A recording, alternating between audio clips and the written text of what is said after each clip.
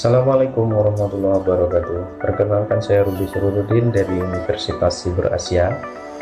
Di sini saya akan memaparkan materi bahasan terkait mata kuliah pemrograman lanjut, di mana isi dari pembahasan tersebut adalah penjelasan terkait coding C# pada aplikasi sederhana, yaitu sebuah program berbasis konsol yang mensimulasikan sistem pemesanan di warung bakso. Kemudian program ini memiliki beberapa fitur utama, yakni menampilkan daftar menu serta harganya, kemudian memungkinkan pengguna atau kasir untuk melakukan pemesanan berdasarkan kode menu dan jumlah barang, kemudian memungkinkan pengguna untuk mengedit pesanannya, yakni berupa penghapusan data dan penambahan data. Selanjutnya fitur yang digunakan yaitu menghitung total biaya termasuk diskon jika memenuhi persyaratannya. Dilanjutkan ke struktur codingnya, di mana kode ini terdiri dari beberapa fungsi utama, yaitu main berfungsi untuk mengatur alur eksekusi jalannya program. Lalu ada display menu, menampilkan daftar menu.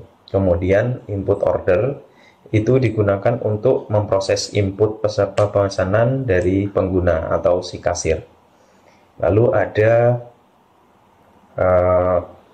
kode edit order, yaitu memungkinkan pengguna untuk mengubah pesanan tadi, mengedit berupa penghapusan dan penambahan datanya.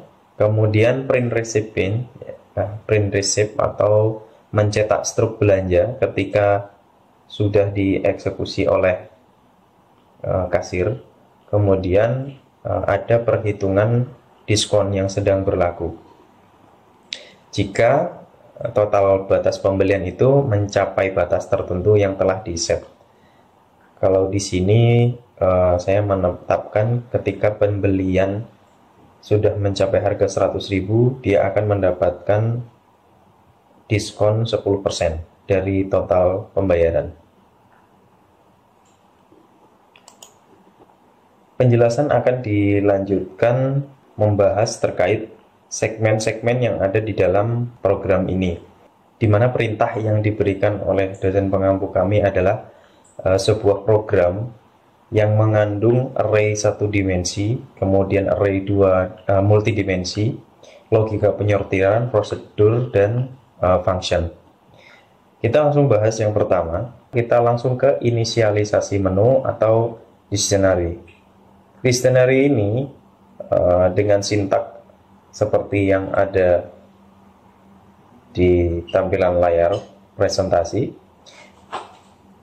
ini menjelaskan bahwa ketika kita menggunakan dictionary untuk menyimpan daftar menu yang ada di program ini dengan kode sebagai key dari masing-masing nama menunya. Lalu nilai di dalam direktori berupa tuple, yakni nama item dan harga item. Di sini saya buat 2 item saja. Selanjutnya beralih pada segmen untuk menampilkan daftar menu.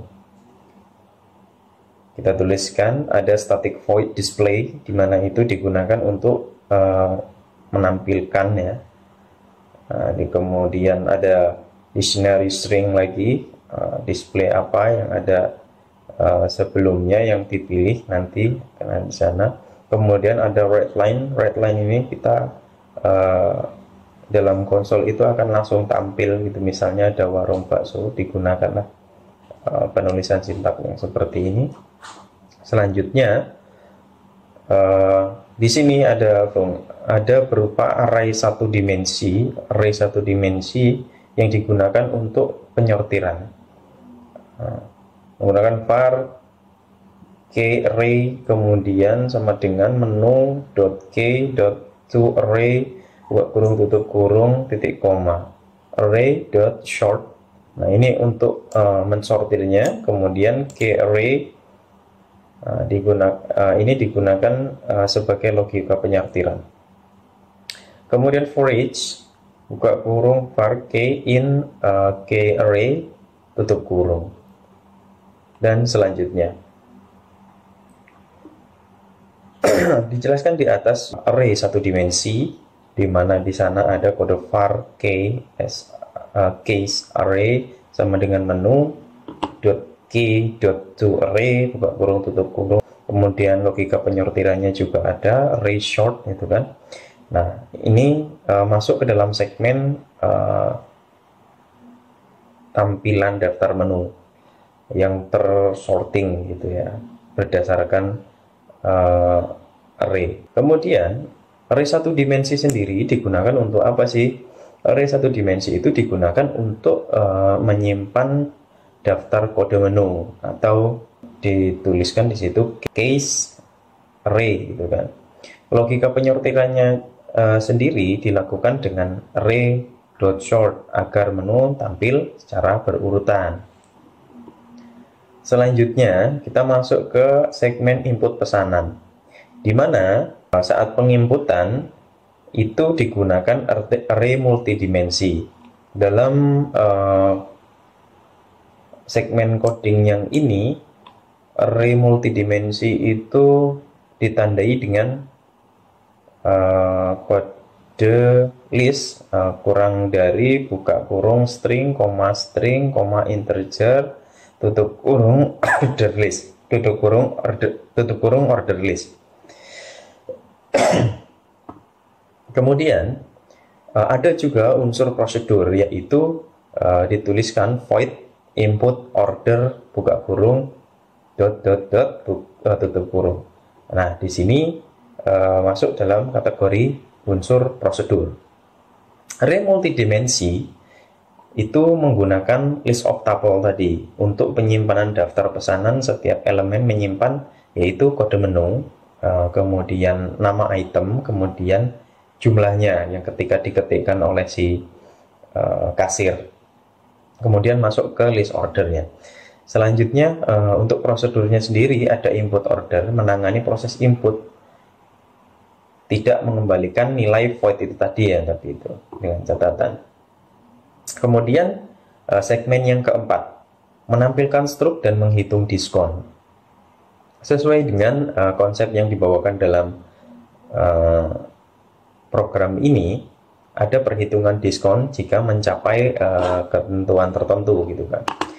Nah, namun di sini yang akan saya soroti adalah dari unsur di dalam kode segmen ini, yaitu ada prosedurnya sendiri. Yang jelas di situ menggunakan void print receipt buka kurung titik tutup kurung.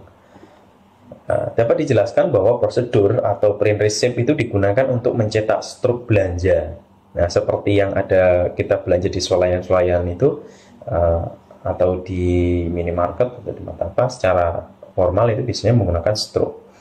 Kemudian program akan berhenti setelah pengguna menekan tombol tertentu, yaitu di set sebagai tombol di sana ada tombol S gitu untuk stop gitu. Saya gunakan memang untuk kode S itu stop. Kemudian ada pilihan-pilihan lain, itu ada hapus itu H gitu misalnya, tambah itu T itu misalnya. Nah gitu. Selanjutnya fungsi diskon. Di sini dituliskan bahwa static int calculate diskon buka kurung int total. Kemudian tutup kurung ada bracket itu, kemudian return total lebih dari atau sama dengan 100.000 tanda tanya. Ini maksudnya adalah static int calculate ini dia akan mengkalkulasi sebagai diskon dari nilai totalnya. Apa yang akan dilakukan di dalamnya adalah bahwa nilai total itu akan dikembalikan, kemudian di mana nilai totalnya lebih dari atau sama dengan 100.000, apa yang harus dilakukan? Nah, di sini adalah kalkulasinya, kalkulasi secara matematis sebenarnya seperti itu. Nah, Tapi di sini dituliskan bahwa total per 10.20 titik koma. Nah, gitu. Kalau logika matematikanya kan total dikali 10 per 100 itu kan gampangnya. Kemudian dari unsur di dalam kode ini yaitu ada unsur functionnya yaitu int calculate discount. Ini juga termasuk salah satu function gitu kan. Nah, dimana kita ketahui bahwa function itu digunakan karena fungsi ini mengembalikan nilai diskon yang dihitung berdasarkan total belanja tadi. Jika belanjanya lebih dari 100.000 tadi, kemudian dia mendapatkan diskon seperti yang saya jelaskan barusan. Nah, itu diterapkan. Sehingga perhitungan diskon itu akan tercapai ketika nilai minimalnya itu terpenuhi. Gitu. Kemudian, dari pembahasan ini kesimpulannya sebagai berikut. Dari penjelasan-penjelasan di atas ada kesimpulan yang dapat kita ambil, yaitu bahwa program di atas meskipun sederhana tapi sudah mengandung unsur seperti yang dosen kami perintahkan. Ada unsur array satu dimensi yang ditandai oleh key array sama dengan menu keys itu tadi. Nah, bla bla bla. Selanjutnya array multidimensi ditandai dengan list kurang dari buka kurung string, koma string, int, order list. Nah, itu untuk pengorderannya. Kemudian ada logika penyortiran yaitu menggunakan array juga tapi ditambahkan dengan short gitu kan. Dia akan meng-short dari array yang sudah dilakukan di atasnya. Kemudian ada unsur prosedur di mana prosedur ini ada beberapa tuh, ada void display untuk menampilkan, void input order itu untuk proses input, kemudian void print itu digunakan untuk print stroke gitu ya, dari pembelian belanja gitu.